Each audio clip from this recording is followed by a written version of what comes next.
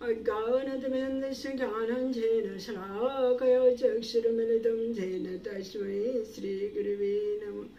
हे कृष्ण करुणा सिन्धु दीनबन्धु जगत्पते गोपेश गोपीकान्त राधाकान्त नमोस्तुते।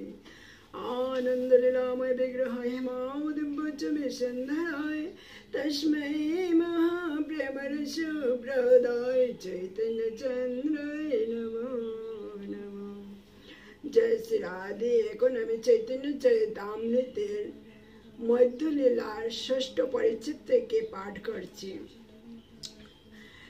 যিনি কুতর্ক কঠিন চিত্ত শ্রী সার্বভৌম ভট্টাচার্যকে মহাভক্তিমান করেছিলেন, সেই সর্বপ্রকারে সুমহান শ্রী গৌরচন্দ্রকে প্রণাম করলেন গ্রন্থকার। প্রভু চলতে চলতে নীলাচলে জগন্নাথ মন্দিরে উপস্থিত হলেন। জগন্নাথ দেবকে দেখে প্রভু প্রেমে অধীর হয়ে তাকে আলিঙ্গন করতে উদ্যত হলেন, কিন্তু পারলেন না। মন্দির প্রাঙ্গণে তিনি প্রেমাবিষ্ট অজ্ঞান হয়ে পড়ে গেলেন।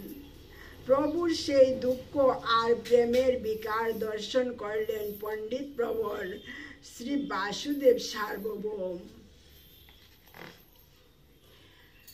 প্রভুকে দেখে তার মনে অপার বিস্ময়ের সঞ্চার হলে তিনি শিষ্যদের দ্বারা প্রভুকে বহন করে নিজের গৃহে আনলেন। তিনি দেখলেন অতি ধীরে প্রভুর শ্বাস বইছে। ভট্টাচার্য ভাবলেন, এই তো কৃষ্ণ মহাপ্রেমের সাত্ত্বিক বিকার। মানুষের দেহে এই মহাসাত্ত্বিক ভাব দেখে তিনি বিস্মিত হলেন। এমন সময় নিত্যানন্দ আদি গৌর ভক্তবৃন্দ এলেন মন্দিরে। তারা সব খবর পেয়ে গেলেন সার্বভৌমের বাড়িতে, যেখানে প্রভু আছেন। এমন সময় সেখানে এলেন গোপীনাথ আচার্য। তিনি নদিয়া নিবাসী বিশারদের জামাতা। তাই প্রভুর তত্ত্ব সব তিনি ভালোই জানেন। মুকুন্দের সঙ্গে তার পরিচয় ছিল। এখন সেই প্রভু ও তার সঙ্গে মুকুন্দাদি ভক্তবৃন্দ দেখে তিনি বিস্মিত হলেন। তিনি নিত্যানন্দকে নমস্কার জানালেন। নিত্যানন্দ তখন প্রভুর সব বার্তা খুলে বললেন। নিত্যানন্দ ও ভক্তবৃন্দ সহ গোপীনাথ আচার্য গেলেন বাসুদেব সার্বভৌমের বাড়িতে। সেখানে নিত্যানন্দ প্রভু সহ সব ভক্তবৃন্দের সঙ্গে সার্বভৌম ভট্টাচার্যের পরিচয় হল। সেখানে সকলে আনন্দে কাল যাপন করতে লাগলেন। বাসুদেব সার্বভৌম মহাশয় পরম যত্নে তাদের সেবা করলেন। মহাপ্রভুর জন্য উত্তম বাণিজ্যাদি সহ প্রসাদ দেওয়া হলে তিনি লাফড়া ব্যঞ্জন ছাড়া অন্য কিছু খেতে চাইলেন না। বাসুদেব তখন হাত জোড় করে বললেন, প্রভু, জগন্নাথ মহাপ্রভু ও যা ভোজন করেছেন সবই আপনাকে নিবেদন করেছি। প্রভু তখন প্রসাদ পেলেন। প্রভু সাঙ্গপাঙ্গ সহ বিশ্রাম করতে লাগলেন। সার্বভৌম তারপর প্রসাদ পেলেন। তারপর মনে মনে তিনি বুঝতে পারলেন যে এই সন্ন্যাসী বৈষ্ণব, কিন্তু তিনি প্রভুর বিষয়ে কিছুই জানতেন না। তিনি তখন গোপীনাথ আচার্যকে প্রভুর বিষয়ে প্রশ্ন করলেন। তিনি প্রভুর পূর্ব আশ্রমের পরিচয় দিতে সার্বভৌম বললেন, আমি নীলাম্বর চক্রবর্তীকে যথেষ্ট শ্রদ্ধা করি। তার নাতি তাই তিনি শ্রদ্ধার যোগ্য। সার্বভৌম তখন প্রভুকে বললেন, তুমি সন্ন্যাসী ভক্ত এবং পূর্ব আশ্রমে ব্রাহ্মণ, তাই তুমি আমার পূজ্য। প্রভু বললেন, তুমি বেদান্ত পড়াও, তুমি জ্ঞানী, আমি বালক, ভালো মন্দ কিছুই জানি না। তুমি গুরুস্থানীয় বয়স্ক পণ্ডিত, তাই আমি তোমার আশ্রয়ে রইলাম। তারপর দিন প্রভু আবার জগন্নাথ দেবকে দর্শন করতে গেলেন। সেদিন সার্বভৌমকে গোপীনাথ আচার্য বললেন, ইনি সাক্ষাৎ ঈশ্বর। ঈশ্বরের মধ্যে যে ঐশ্বর্য আছে তা সবই এর মধ্যে বর্তমান। সার্বভৌম বললেন, আমি তা জানি না, তবে উনি বয়সে বালক অথচ সন্ন্যাসী, তাই আমি একে বেদান্ত পড়াতে চাই। বেদান্তের জ্ঞান লাভ করলে ইনি প্রকৃত ধর্মপথে অগ্রসর হতে পারবেন। গোপীনাথ আচার্য বললেন, ইনি পরতত্ত্বের সীমা, তাই কোনো শাস্ত্রই এর অজানা নয়। ঈশ্বরের সামান্য কৃপা হলেই সে সর্বশাস্ত্র জানতে পারে, কিন্তু ইনি তো সাক্ষাৎ ঈশ্বর, তাই এর অজ্ঞাত কিছুই নেই। বাসুদেব সে কথা মানলেন না। তিনি বললেন, কলিযুগে ঈশ্বরের অবতারের কথা কিছুই জানি না, তাই কি রূপে তা বিশ্বাস করি? গোপীনাথ আচার্য বললেন, তখন শ্রীমদ্ ভাগবত উদ্ধৃত করলেন, শুক্ল রক্ত কৃষ্ণ অপিত, 4 যুগে এই 4 রঙে ভগবান অবতীর্ণ হবেন। কলিযুগে তার বর্ণপিত, ইনি সেই ভগবান যিনি কলিযুগে পিত বর্ণে অবতীর্ণ। আচার্য তারপর মহাভারতের বিষ্ণুর সহস্র নাম উদ্ধৃত করে বললেন, বিষ্ণুর সুবর্ণ বর্ণ হেমাঙ্গ বরাঙ্গ চন্দনাঙ্গদি, সন্ন্যাসী, শান্ত নিষ্ঠা, শান্তিপরায়ণ প্রভৃতি যেসব নাম আছে তার মূর্তিমন্ত প্রকাশ হলেন ইনি পূর্ণ ভগবান, তাতে কোনো সন্দেহ নেই। এরপর গোপীনাথ আচার্য আরও নানা শাস্ত্র থেকে নানা বাক্য উদ্ধৃত করে তা শোনালেন সার্বভৌমকে। সার্বভৌম এসব কথা শুনে বললেন, আজ সগণে তাকে আমার গৃহে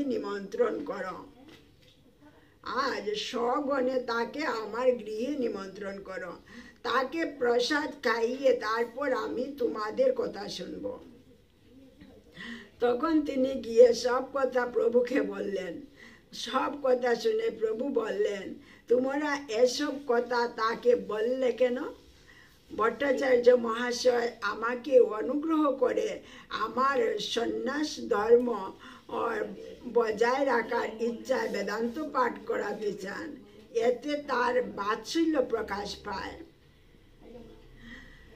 এতে তার কোনো দোষ নেই, আমি তার বেদান্তের পাঠ শুনব। তারপর একদিন প্রভু জগন্নাথ দর্শন করে গেলেন সার্বভৌমের গৃহে। তার কাছে বেদান্ত পাঠ শুনতে ইচ্ছা প্রকাশ করলেন। সার্বভৌম পরমাহ্লাদিত হলেন। তিনি প্রভুকে বেদান্ত শোনাতে লাগলেন। প্রভু বেদান্ত শুনে গেলেন, কোনো কথা বললেন না তাকে। 1 দিন 2 দিন 3 দিন এমনি করে পুরো 7 দিন প্রভু শুনলেন বেদান্ত পাঠ। সার্বভৌম আনন্দিত হলেন, দেখলেন প্রভু নিষ্ঠা ভরে বেদান্ত পাঠ শুনছেন। 7 দিন কেটে গেল। সার্বভৌম বললেন, তুমি রোজ নিবিষ্ট মনে পাঠ শ্রবণ করছো, কিন্তু কোনো উত্তর তো দিচ্ছ না। তুমি বুঝতে পারছো কি না তা জানি না, যদি না বুঝো তবে আমাকে বলো।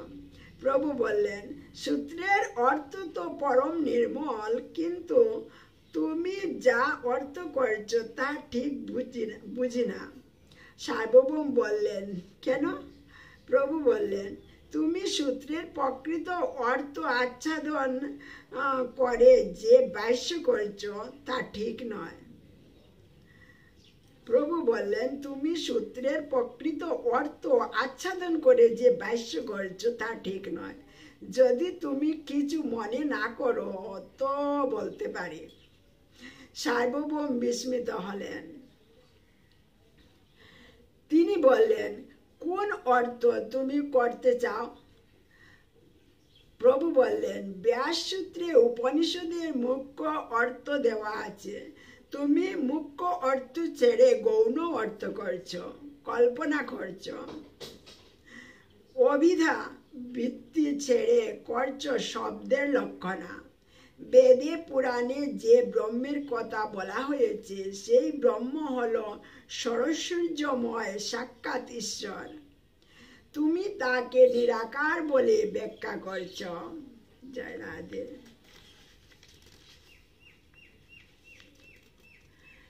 যার থেকে জগতের উৎপত্তি, যার দ্বারা জগৎ প্রতিপালিত এবং যাতে সব লয় প্রাপ্ত হচ্ছে, ইনি হলেন ব্রহ্ম। অপাদান করণ এবং অধিকরণ কারক, এই তিনটি ব্রহ্মের চিহ্ন। ব্রহ্ম সাকার না হলে তিনি এসব কার্য করবেন কি করে? সরস্বর্য পূর্ণানন্দ বিগ্রহকে তুমি বলছো নিরাকার। ব্রহ্মে আছে স্বাভাবিক তিন শক্তি, তাকে তুমি বলছো নিঃশক্তি। সচ্চিৎ আনন্দময় ঈশ্বর স্বরূপ, তিনি তিন অংশে। চিৎ শক্তি হয় তিন রূপ, আনন্দাংশে আহ্লাদিনী, সদাংশে সন্ধিনী, চিদাংশে সন্মিত। অন্তরঙ্গা চিৎ শক্তি তটস্থা জীব শক্তি, বহিরঙ্গা মায়া তিনে করে প্রেম ভক্তি। অন্তরঙ্গা চিৎ শক্তি, তটস্থা জীব শক্তি, বহিরঙ্গা মায়া তিনে করে প্রেম ভক্তি। সর্ববিধ ঐশ্বর্য প্রভুর চিৎ শক্তি বিলাস। এমন শক্তি তুমি মানো না, এমন শক্তি তুমি মানো না। এত তোমার সাহস যে ঈশ্বর জীবে বেদ মানো না, জীবকে ঈশ্বরের সঙ্গে অভেদ করো। ঈশ্বরের সচিদানন্দময় শ্রী বিগ্রহ যে মানে না, সে তো পরম পাষণ্ড।